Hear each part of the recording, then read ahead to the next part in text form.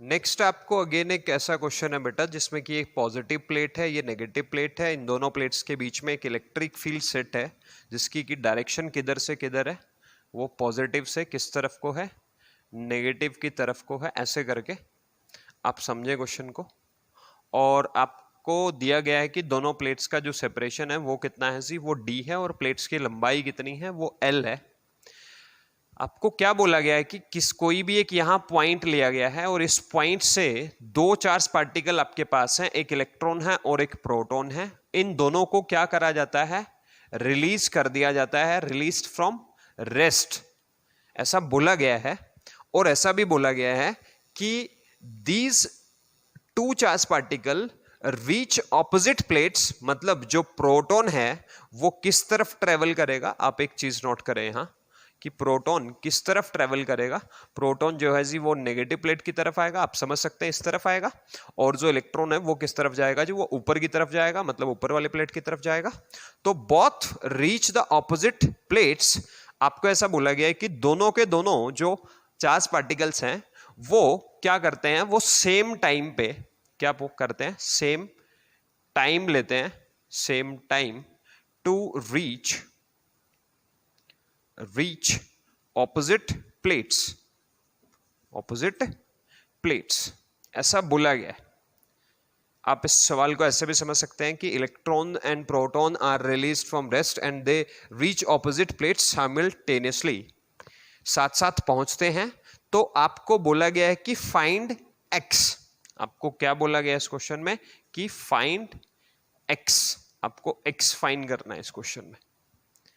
तो आप एक चीज नोट करें कि जो आपका कौन सा चार्ज पार्टिकल है, प्रोटॉन, जो प्रोटॉन है उसको किस तरफ ट्रेवल करना है। आप यहां समझें इस सवाल को कि जो प्रोटॉन है उसको ये दूरी कितनी ट्रेवल करनी है, यहां से यहां तक की दूरी ट्रेवल करनी है। ये कितनी गिवन है आपको, x।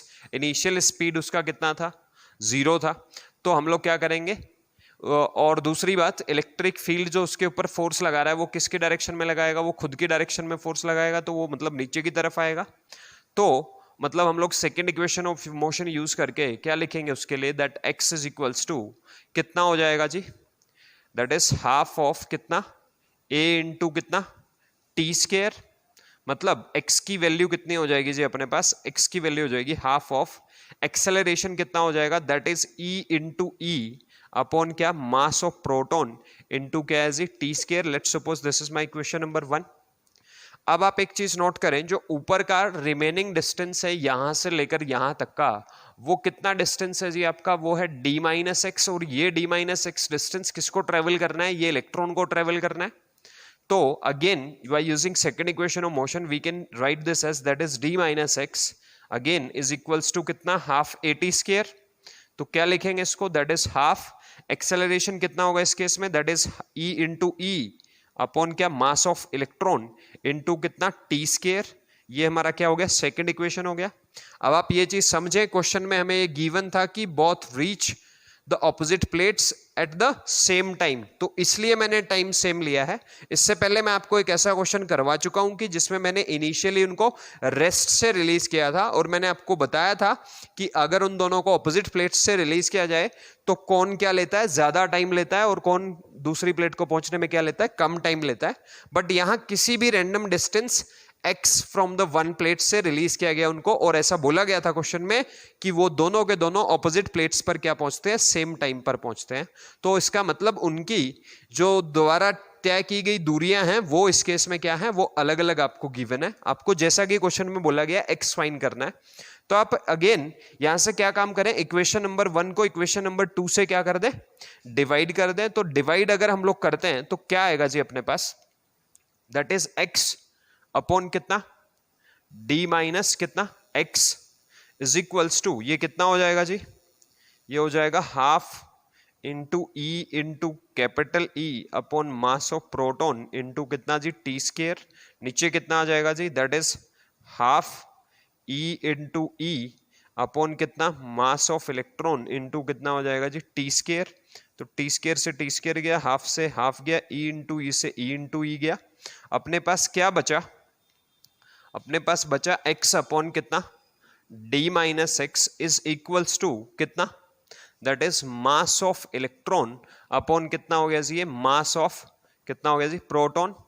क्रॉस मल्टीप्लाई कर लीजिए, x इंटू कितना, mass of proton is equals to m into E, M E मतलब mass of electron into D, minus mass of electron into कितना हो गया जी, x हो गया। ये वाले टर्म को आप उधर ले गए तो x कॉमन आ गया, कितना आ गया जी, mass of proton plus mass of कितना, electron is equals to D into कितना, मास ऑफ इलेक्ट्रॉन।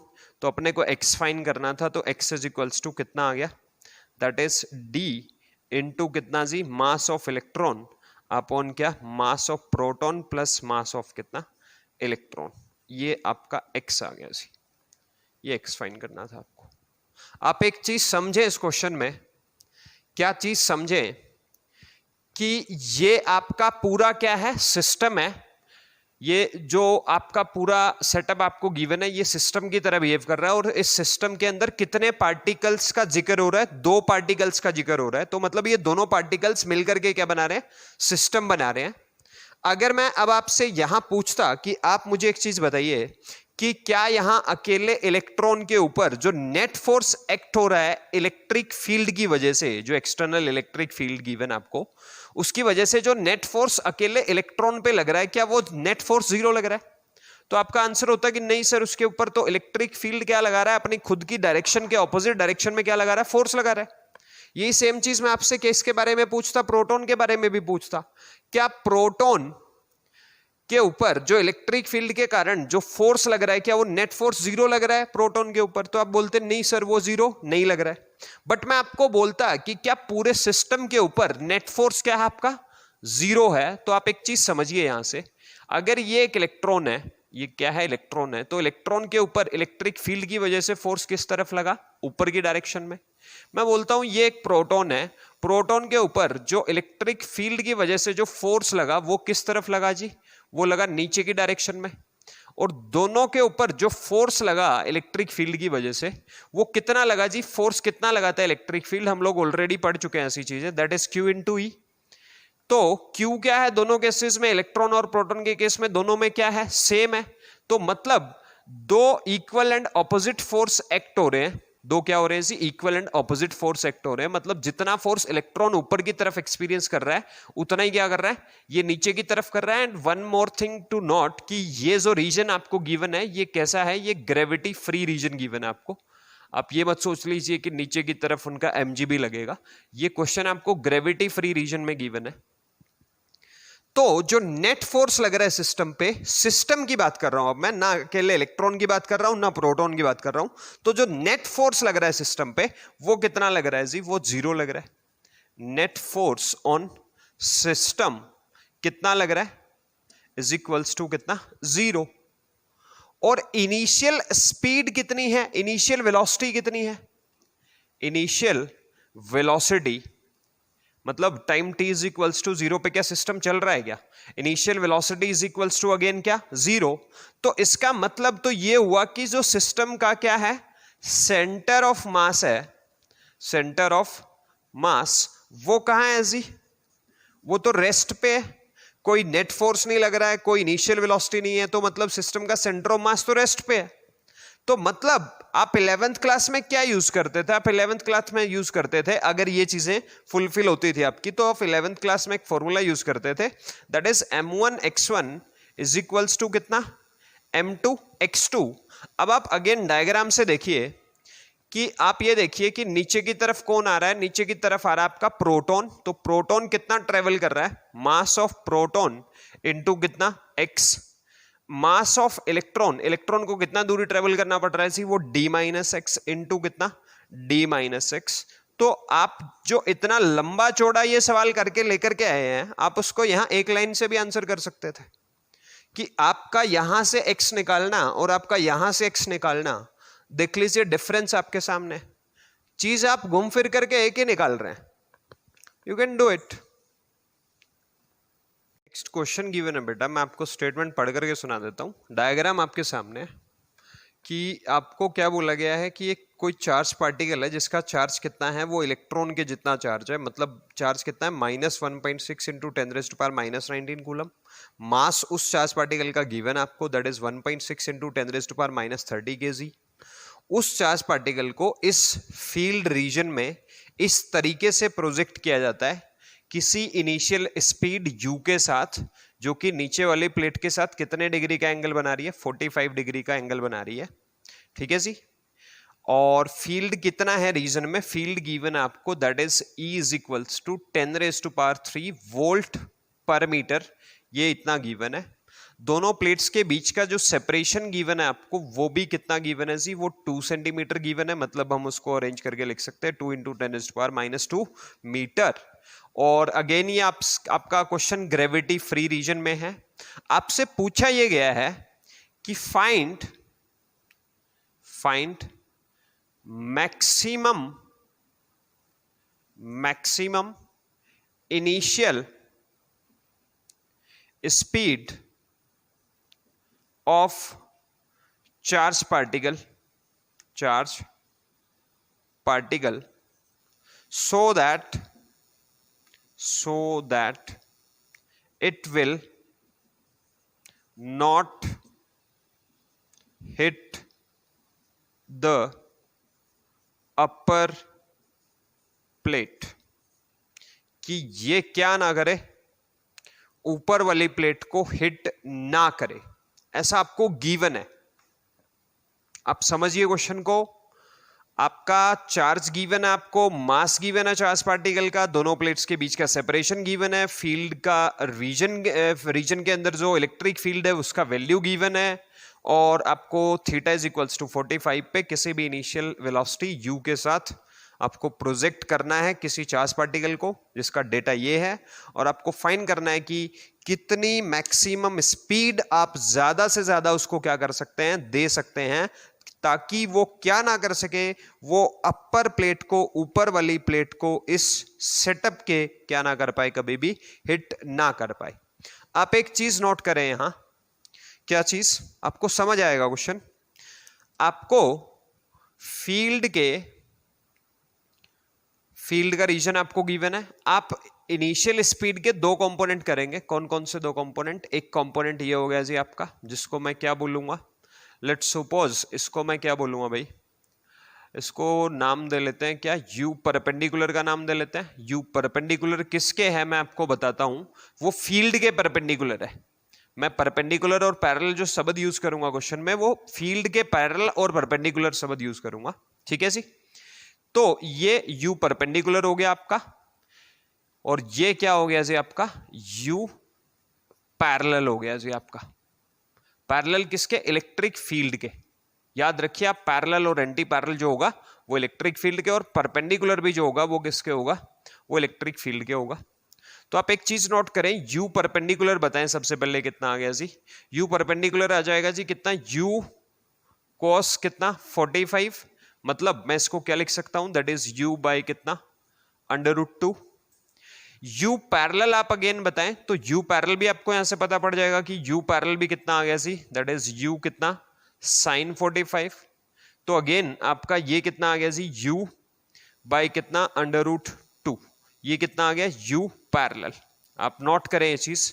और आप एक चीज ये भी नोट करें कि अगर इस चार्ज पार्टिकल को यहां से प्रोजेक्ट होकर के ऊपर वाले प्लेट को हिट करना है, मान लीजिए ये, मैं ऐसा बोल देता हूं कि मान लीजिए ये इस पर्टिकुलर पॉइंट पे क्या करने वाला है, हिट करने वाला है, तो कौन सा कंपोनेंट ऑफ वेलोसिटी आपके चार्ज पार्टिकल को क्या कर रहा है, उस पर्टिकुलर डायरेक्शन में लेकर के जा रहा है जिस तरफ के आपका ऊपर वाला प्लेट है। तो आप देखेंगे वहां और आपको पता पड़ेगा कि वो ये u पैरेलल वाला कंपोनेंट है, जो क्या है, जो आपके चार्ज पार्टिकल को किस तरफ लेके जा रहा है जी, ऊपर की प्लेट की तरफ लेकर के जा रहा है। तो ये वाला जो कंपोनेंट है वो किस चीज का रोल प्ले कर रहा है, वो आपके चार्ज पार्टिकल को ऊपर की तरफ लेकर के जाने का रोल प्ले कर रहा है। मतलब ये वाला कंपोनेंट क्या नहीं होना चाहिए, इतना ज्यादा नहीं होना चाहिए, जैसा कि हमारे से क्वेश्चन में पूछा गया है, कि ये ऊपर वाले प्लेट को क्या कर पाए, हिट कर पाए। आप एक चीज ये नोट करिए। दूसरा, आप इस चार्ज पार्टिकल के मोशन को एनालाइज करिए। आप मान लीजिए किसी भी इंस्टेंट ऑफ टाइम पे लेट्स सपोज कि ये चार्ज पार्टिकल यहां पहुंच गया होगा इलेक्ट्रिक फील्ड में, तो इलेक्ट्रिक फील्ड की डायरेक्शन किस तरफ है जी? वो ऊपर की प्लेट की तरफ आपको दिखा रखी है, नीचे से ऊपर की तरफ। चार्ज पार्टिकल के ऊपर चार्ज कैसा है जी? नेगेटिव चार्ज पार्टिकल है। तो नेगेटिव चार्ज पार्टिकल अगर है तो नेगेटिव चार्ज पार्टिकल के ऊपर जो इलेक्ट्रिक फील्ड जो फोर्स लगाएगा वो किस तरफ लगाएगा? वो अपनी डायरेक्शन के किस तरफ लगाएगा? ऑपोजिट डायरेक्शन में लगाएगा। तो मतलब इसके ऊपर जो फोर्स लगेगा इलेक्ट्रोस्टैटिक फोर्स वो कितना लगेगा जी? That is minus E into कितना? ई। इतना फोर्स लगेगा। और अब आपको मैं बता चुका हूं कि ऊपर की तरफ लेकर के जाने का काम किस कंपोनेंट का है? वो इस यू पैरेलल का है। तो मतलब एक्सेलरेशन तो इस चार्ज पार्टिकल को मिलेगी। एक्सेलरेशन जो मिलेगी वो किस तरफ मिल रही है जी? वो नीचे की तरफ मिल रही है, क्योंकि ये फोर्स अगर इसके ऊपर लगेगा तो F इज इक्वल्स टू क्या भी हो जाएगा? M में भी हो जाएगा। तो एक्सेलरेशन देखते हैं कितनी होगी, that is minus E into E बराबर है क्या? M into A. तो एक्सेलरेशन कितनी होगी जी इस चार्ज पार्टिकल की? That is E into A by कितना? M। और मास ऑफ चार्ज पार्टिकल आपको क्या है इस क्वेश्चन में? गिवन है। तो सिंपली हम लोग क्या करते हैं? थर्ड इक्वेशन ऑफ मोशन को यूज कर लेते हैं। थर्ड इक्वेशन ऑफ मोशन क्या है सबसे पहले समझते हैं।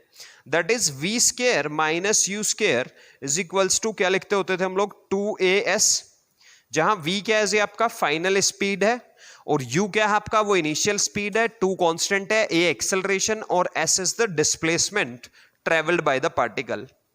तो ये जो equation third equation of motion का यूज करना है, ये किस डायरेक्शन में यूज करना है जी? दैट इज पैरेलल टू क्या? Electric field. इलेक्ट्रिक फील्ड के पैरेलल डायरेक्शन में हमें क्या करना है जी? यूज करना है। मतलब मैं इसको क्या लिख सकता हूं? v पैरेलल का स्क्वायर माइनस कितना? u पैरेलल का square is equals to 2 into a into s, क्योंकि एक्सेलरेशन तो मिली उस डायरेक्शन में रहा है। आप ध्यान से देखिए, एक्सेलरेशन तो मिली उस डायरेक्शन में रहा है, और डिस्प्लेसमेंट कितना है उस डायरेक्शन का? वो d आपको गिवन है, वो कितना है जी? 2 सेंटीमीटर है। समझ सकते हैं आप? तो मतलब आपका जो s है इस पर्टिकुलर इक्वेशन में, जो आपका s है, दैट मस्ट बी क्या? लेस देन क्या? लेस देन और इक्वल टू क्या कह सकता हूं मैं? क्या होना चाहिए? d होना चाहिए। तभी और सिर्फ तभी ये काम हो सकता है जो हमारे को बोला गया है कि आपका चार्ज पार्टिकल क्या ना करे? ऊपर वाले प्लेट को हिट ना करे। तो S शुड बी क्या होना चाहिए? लेस देन और इक्वल टू क्या? D, और D आपको गिवन है जी कितना? 2 सेंटीमीटर।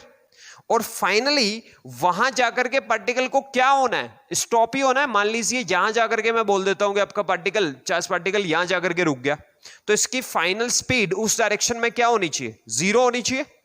तो आप इस चीज को नोट करें, तो 0 हो गई है तो, और इनिशियल स्पीड कितनी है इसकी इस डायरेक्शन में? आप चीज नोट करिए, that is u parallel. u parallel आपको कितना गिवन है जी? दैट इज कितना?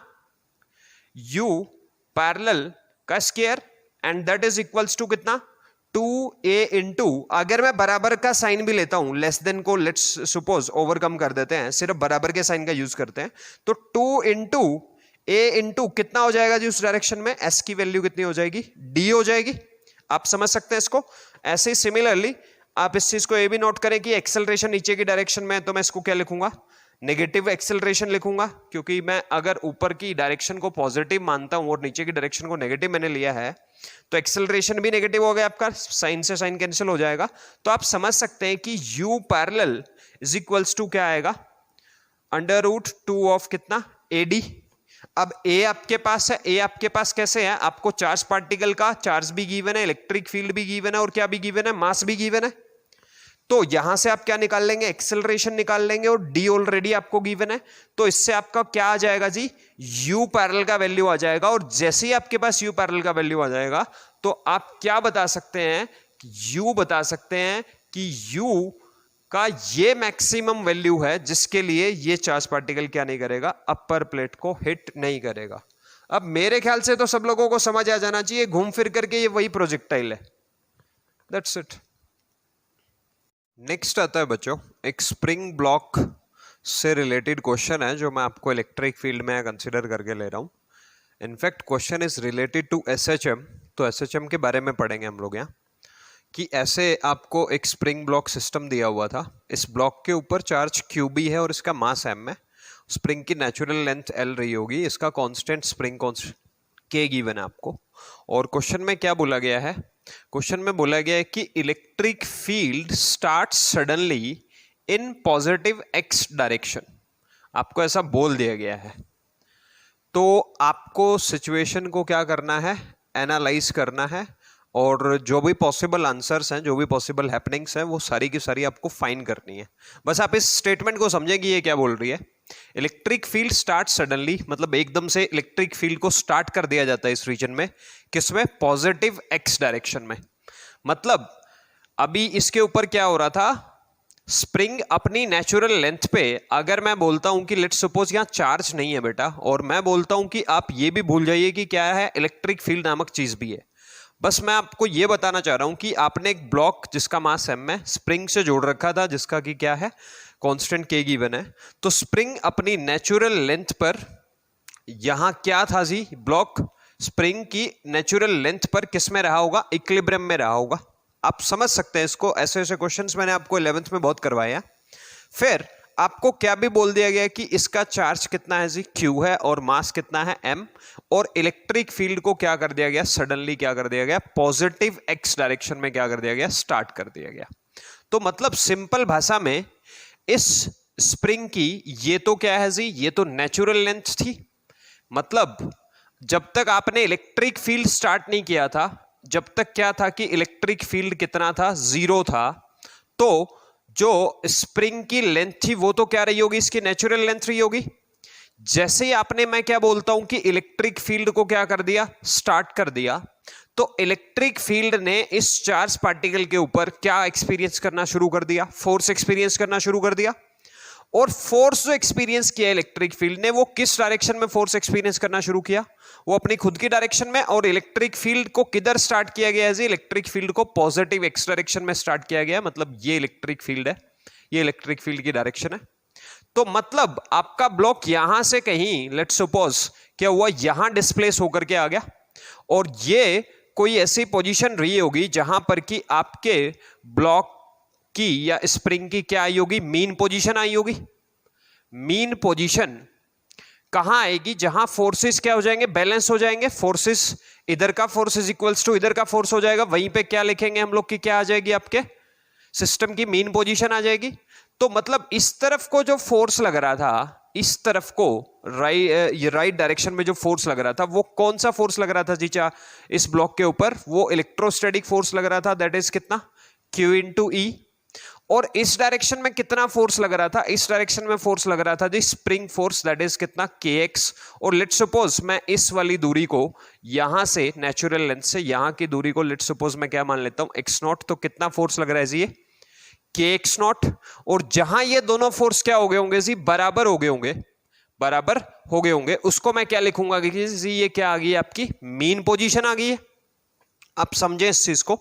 तो आपको एसएचएम में मैं कैसे पढ़ाता था कि सबसे पहले हम लोग क्या करते थे, मीन पोजीशन फोर्स रिलेशन लिखते थे। तो मीन पोजीशन फोर्स रिलेशन क्या बोल रहा है आपको यहां, that is QE is equals to कितना, kx0। Let's suppose this is my first equation, और ये क्या है, मेरा मीन पोजीशन फोर्स रिलेशन है। उसके बाद आप क्या करते थे, उसके बाद आप अपने ब्लॉक को x और डिस्प्लेस करते थे, कहां से, कहां से, नेचुरल लेंथ से, सॉरी मीन पोजीशन से। कहां से डिस्प्लेस करते थे, x और डिस्प्लेस करते थे, कहां से जी, सॉरी मीन पोजीशन से। तो अब आप यहां एनालाइज करें कि इस ब्लॉक के ऊपर फोर्सेस कौन कौन से फोर्स एक्ट हो रहे हैं। तो आप नोट करेंगे कि इसके ऊपर जो फोर्स एक्ट हो रहा है वो कितना एक्ट हो रहा है, Q इंटू ई।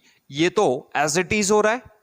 इस डायरेक्शन में जो फोर्स एक्ट हो रहा है इस बारी वो कितना है, that is K into x0 plus कितना हो गया जी, x। क्योंकि x जो लेते थे स्प्रिंग फोर्स में, वो कहां से लेते थे, वो नेचुरल लेंथ से लेते थे। तो ये हम लोगों ने क्या कर लिया, डिस्प्लेस्ड पोजीशन पर फोर्सेस एनालाइज कर लिए, किसके ऊपर, ब्लॉक के ऊपर जो भी फोर्सेस एक्ट हो रहे हैं। तो अपन लोग क्या करते थे, डिस्प्लेस्ड पोजीशन पर नेट फोर्स लिखते थे। तो नेट फोर्स लिखेंगे।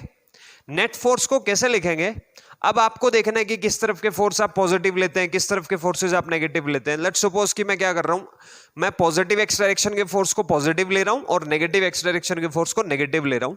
तो नेट फोर्स जो लिखा गया डिस्प्लेस्ड पोजीशन पर, वो कितना लिखा गया, that is QE minus K into x0 plus कितना, एक्स, ये नेट फोर्स एक्ट हो रहा है जी आपके ब्लॉक के ऊपर, जिसको कि मैं क्या लिख सकता हूं, that is Q into E minus कितना के एक्स नॉट माइनस कितना जी के एक्स। अब मुझे इस डिस्प्लेस्ड पोजीशन पर जो मैंने नेट फोर्स लिख लिया है, इसको मुझे क्या करना है, माइनस के एक्स की फॉर्म में लेकर के आना है using mean position force relation.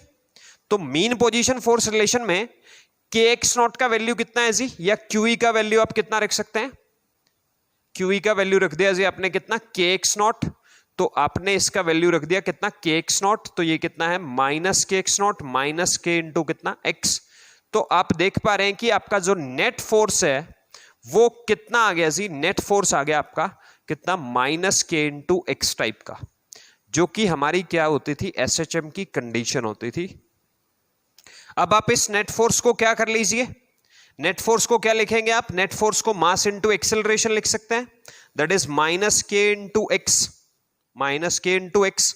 तो एक्सेलरेशन कितना आ गया जी आपका यहां से, दैट इज माइनस के बाय एम इंटू एक्स।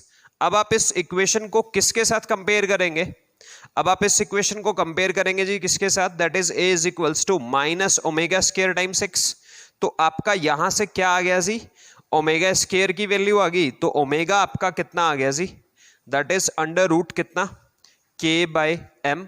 हम लोग जानते हैं कि अगर ओमेगा अंडर रूट के बाय एम आ गया तो टाइम पीरियड कितना होता है जी, टाइम पीरियड होता है 2 पाई बाई कितना ओमेगा। तो 2 पाई बाय ओमेगा लिखेंगे तो time period that is 2 pi as it is omega, तो रूट कितना हो जाएगा जी, रूट एम बाय के। ये आपका क्या रहेगा, टाइम पीरियड रहेगा ब्लॉक का। अब आप एक चीज नोट करिए, यही सेम एक्सप्रेशन मैंने आपको जब 11th क्लास में करवाया था, तो मैंने ये जो फोर्स अभी नया फोर्स आपको लेकर के दिखाया है Q इंटू ई, जिसको कि आप इलेक्ट्रोस्टैटिक फोर्स बोलेंगे, इलेक्ट्रिक फील्ड ने जो फोर्स लगाया, इसकी बजाय मैंने आपको एक F नोट या F एक्सटर्नल कुछ लगा करके दिखाया होगा, और वहां मैंने आपको प्रूव करके दिखाया था कि अगर आप एक एसएचएम करते हुए पार्टिकल के ऊपर अगर आप क्या कर लेते हैं, एक कांस्टेंट फोर्स एक्स्ट्रा अप्लाई कर लेते हैं, कोई भी कांस्टेंट फोर्स अगर आप और भी अप्लाई कर देते हैं उस पार्टिकल के ऊपर, तो उस पार्टिकल के टाइम पीरियड पर, उस पार्टिकल के क्या टाइम पीरियड पर, time period of oscillation, time period of oscillation पर कोई फर्क उस एक्स्ट्रा फोर्स का नहीं पड़ता है। इनफैक्ट मेरे को यहां लिखना चाहिए extra constant force, extra constant force. अगर आप किसी भी पार्टिकल पर एक्स्ट्रा कांस्टेंट फोर्स लगा देते हैं और वो पार्टिकल क्या कर रहा है, एसएचएम एग्जीक्यूट कर रहा है, तो उस एसएचएम करते हुए पार्टिकल के ऊपर कांस्टेंट फोर्स का कोई फर्क उसके टाइम पीरियड पर नहीं पड़ता है। आपको ये चीज नोट करनी चाहिए यहां से। तो अपन लोगों ने क्या निकाल दिया, टाइम पीरियड निकाल दिया, ये टाइम पीरियड आ गया भाई आपका, यही सेम एज इट इज वहां आया था, यही सेम एज इट इज यहां आ गया। बट आपसे एक और चीज इस क्वेश्चन में पूछ ली गई है, क्या पूछ ली गई है, ये पूछ ली गई है कि आप इस क्वेश्चन में क्या निकालिए, एम्पलीट्यूड निकालिए, एम्पलीट्यूड ऑफ चार्ज पार्टिकल। अब एम्पलीट्यूड क्या होता है, एम्पलीट्यूड होता है जी एक्सट्रीम पोजीशन और मीन पोजीशन के बीच की दूरी को हम लोग क्या बोलते हैं, एम्पलीट्यूड बोलते हैं। The maximum displacement from the mean position क्या बोला जाता है, एम्पलीट्यूड बोला जाता है। वो क्या होगी जी, वो एक्सट्रीम पोजीशन और मीन पोजीशन के बीच की दूरी होगी। अब आप आराम से ध्यान से देखिए, क्वेश्चन को समझ आएगा आपको। जब time t is equals to 0 पर आपने मान लीजिए इलेक्ट्रिक फील्ड अप्लाई नहीं किया था, तो ब्लॉक आराम से कहां इक्विलिब्रियम में था, वो यहां इस नेचुरल लेंथ ऑफ स्प्रिंग पे क्या था, इक्विलिब्रियम में था सिस्टम आपका। जैसे ही आपने time t is equals to 0 पर ही जस्ट उसके बाद क्योंकि सडनली शब्द यूज किया गया है, क्या कर दिया गया है, आपने इलेक्ट्रिक फील्ड क्या कर दिया, स्टार्ट कर दिया। तो इलेक्ट्रिक फील्ड ने एकदम से धक्का मारा इस ब्लॉक को, किस डायरेक्शन में, इस positive direction of x axis में, और ब्लॉक क्या हो गया जी, चलना शुरू हो गया। और ब्लॉक यहां इस मीन पोजीशन से होते हुए क्या हो गया जी, वो आगे निकल गया और यहां कहीं तक पहुंच गया होगा। आप इमेजिन करें इस चीज को, यहां कहीं तक पहुंच गया होगा।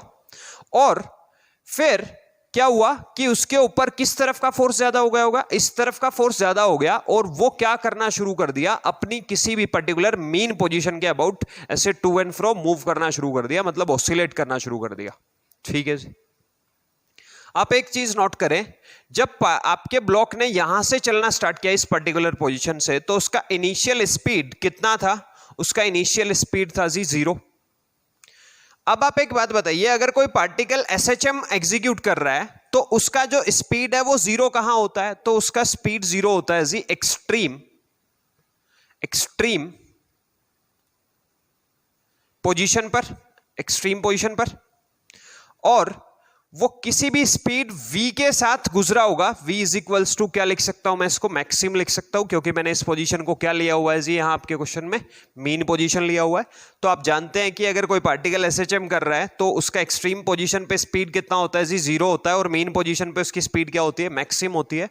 तो वो यहां रुका नहीं मीन पोजीशन पे, मीन पोजीशन पे हालांकि हमने फोर्सेस को बैलेंस जरूर किया है, लेकिन फोर्सेस बैलेंस होने का मतलब यह है कि आप ध्यान से देखिए कि जब वो यहां u इज इक्वल्स टू 0 से आगे बढ़ा इस तरफ को, तो यहां उसकी रफ्तार क्या हो गई है जी, मैक्सिमम हो गई है, और मैक्सिमम रफ्तार के कारण वो यहां इस पॉइंट पर तो रुक ही नहीं सकता, वो कुछ आगे तक और जाएगा, और वो लास्ट फाइनली इस वाले एक्सट्रीम पोजीशन तक गया, और यहां अगेन जाकर के उसका स्पीड क्या हो गया, 0 हो गया। आप इस चीज को समझे। तो मतलब जो हम लोगों ने क्या लिया था क्वेश्चन में, x0 दूरी लिया था कहां से, इस नेचुरल लेंथ ऑफ स्प्रिंग से कहां तक, मीन पोजीशन तक, वही चीज क्या था आपका, ये x0 ही आपका किसका काम कर रहा है जी, एम्पलीट्यूड का काम कर रहा है। तो अब आप आराम से देख लीजिए कि एम्पलीट्यूड कितना है, दोनों फोर्सेस को बैलेंस करें, दैट इज कितना, k x0 is equals to कितना, q इंटू ई, और x0 कितना आ गया जी आपका, that is q e by कितना, के।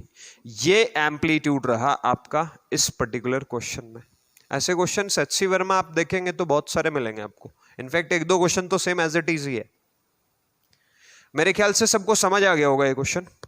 इसी का एक भाईचारा अपने पास है, उसको डिस्कस करते हैं। आप एक चीज नोट करें, यहां स्प्रिंग अपनी नेचुरल लेंथ पर बिना इलेक्ट्रिक फील्ड लगाए यहां क्या था, रेस्ट पर था, मतलब इक्विलिब्रियम में था, इस तरह के क्वेश्चन में। बट चलिए एक दूसरा क्वेश्चन डिस्कस करते हैं। क्या क्वेश्चन है जी, ये रहा आपके सामने, ये रहा जी, ये रहा आपके सामने। स्प्रिंग कांस्टेंट कितना है जी, के है, स्प्रिंग की वही नेचुरल लेंथ एल रही होगी, व्हाटएवर। अकेला मैं बोलता हूं अभी तक क्या है जी, मास एम है, मास एम है, ठीक है जी।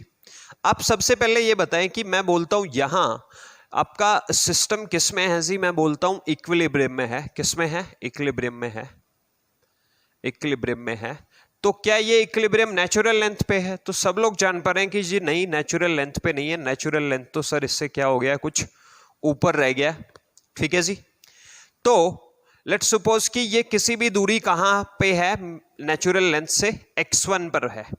तो x1 पर अपन क्या करते हैं, फोर्सेस को एनालाइज करते हैं। नीचे की डायरेक्शन में जो पार्टिकल के ऊपर फोर्स लग रहा है वो कितना लग रहा है जी, mg, और ऊपर की डायरेक्शन में कितना फोर्स लग रहा है, दैट्स kx1। और ये जो x1 है वो इस बारी कितना है, दैट इज कितना, mg बाई कितना, k।